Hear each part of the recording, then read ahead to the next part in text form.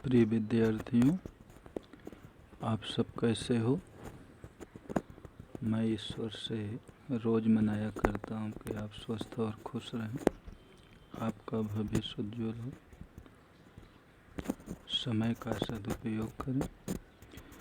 बच्चों, पाठ 4 एक प्रश्न 4 उत्तर, जिसके लेखक हैं श्री प्रकाश जी।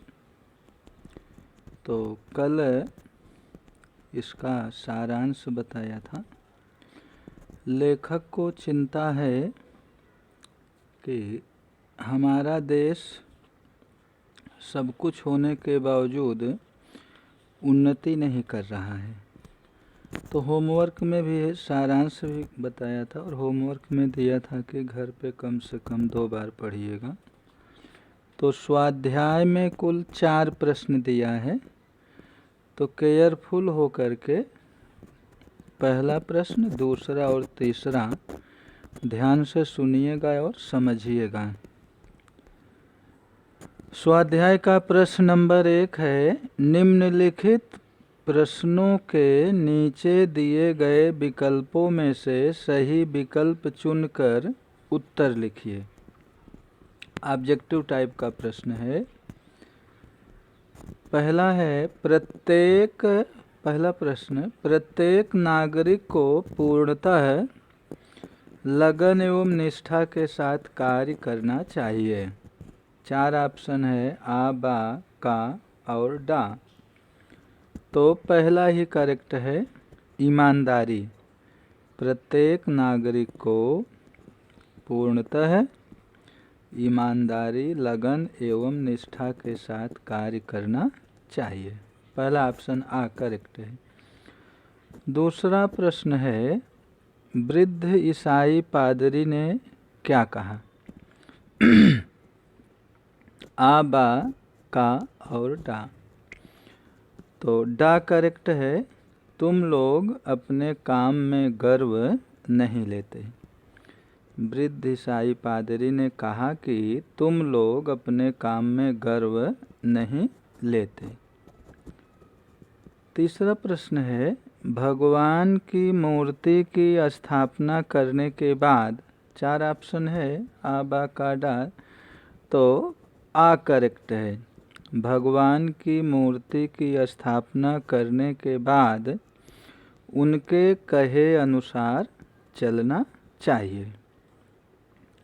भगवान की मूर्ति की स्थापना करने के बाद उनके कहे अनुसार चलना चाहिए। क्वेश्चन नंबर 2 है, निम्नलिखित प्रश्नों के एक एक वाक्य में उत्तर लिखिए। लेखक को किस बात की खपत है? लेखक को किस बात की खपत है, किस बात की चिंता है, किस बात की धुन है? तो लेखक को इस बात की चिंता है कि हमारे देश की अवनति के कारण जानने की चिंता है। लेखक को किस बात की खपत है? देश की अवनति के कारण जानने की चिंता है कि हमारे देश में सब कुछ है लेकिन तरक्की नहीं कर रहा है, अवनति हो रही है। उन्नति नहीं हो रहा है बल्कि अवनति क्यों है? तो देश की अवनति के कारण जानने की, देश की पतन के कारण जानने की। कुटुंब व्यवस्था किस प्रकार नष्ट हो गई?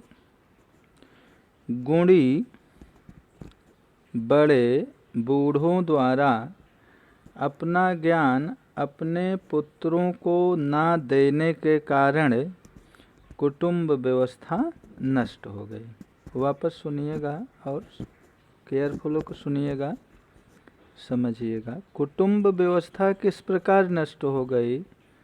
गुण से गुणी, गुणी बड़े बूढ़ों द्वारा अपना ज्ञान अपने पुत्रों को ना देने के कारण कुटुंब व्यवस्था नष्ट हो गई। क्वेश्चन नंबर 3 है, हम किसकी जय जयकार करते हैं? हम बड़े बड़े नेताओं की जयकार करते हैं। क्वेश्चन नंबर 4, सच्चा देशभक्त कौन है? जो अपना कर्तव्य ठीक से करता हो, जो अपनी ड्यूटी ठीक से करता हो, जो अपना कर्तव्य ठीक से करता हो, वही सच्चा देशभक्त है। क्वेश्चन नंबर 3, निम्नलिखित प्रश्नों के 2-3 वाक्यों में उत्तर लिखिए। पहला प्रश्न है, हमारे देश में किस प्रकार जागृति आ सकती है, किस प्रकार चेतना आ सकती है? तो हमारे देश के लोग अपने काम में गर्व नहीं लेते, इसके अलावा वे अपनी जिम्मेदारी भी नहीं समझते। यहाँ के लोग श्रम का महत्व नहीं पहचानते और स्वयं मेहनत करने से परहेज करते हैं। गुणी और जानकार लोगों में उदारता नहीं है, वे अपनी विद्या दूसरों को बताना नहीं चाहते। यदि इन बुराइयों को दूर कर दिया जाए, यदि इन दुर्गुणों को दूर कर दिया जाए तो हमारे देश में जागृति आ सकती है, हमारे देश में चेतना आ सकती है। दूसरा प्रश्न है, मनुष्य समाज को संगठित करने के लिए हमें क्या करना चाहिए? मनुष्य समाज को संगठित करने के लिए हमें अपने नेताओं द्वारा बताए गए मार्ग पर चलना चाहिए और उनके आदेशों के अनुसार अपने जीवन का संगठन करना चाहिए।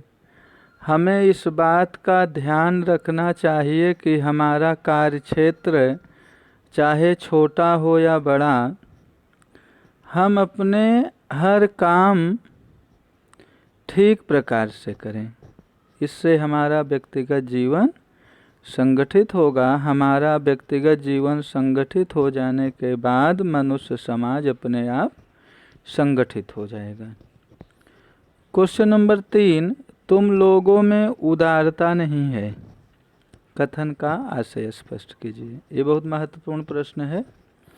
उदारता शब्द का आशय किसी को आगे बढ़ने देने, किसी को अपनी योग्यता दिखलाने का मौका देने, किसी के विकास का मार्ग अवरुद्ध न करने, अपनी विशिष्ट विद्या अपने जीते जी दूसरों को दे जाने, यानी अपने जो हुनर है, जो विद्या है, जो कला है, दूसरों को देना चाहिए, दूसरों को बताना चाहिए, तथा ज़रूरतमंद को काम सिखाने आदि के बारे में उदार दृष्टिकोण रखने से है। हमारे देश के लोगों में यह उदारता नहीं होती। वे दूसरों को आगे नहीं बढ़ने देते, बल्कि स्वयं आगे रहना चाहते हैं। गुणी नवयुवकों को अपनी योग्यता दिखाने का अवसर नहीं देते, वे अपनी विद्या भी किसी को नहीं सिखाते और वह उनके साथ ही खत्म हो जाती है। जो उनमें टैलेंट है, जो गुण है, जो विद्या है, वे दूसरों को नहीं सिखाते, स्वयं उनका अंत हुआ तो उनकी विद्या का भी, उनके हुनर का भी समापन हो जाता है।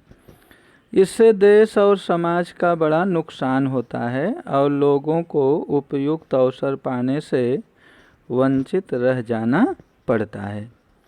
तो बच्चों, आज का होमवर्क है स्वाध्याय question number 1, 2 and 3 fair notebook में सुंदर शब्दों में लिखना है और याद करना है। यही होमवर्क रहा। Thank you.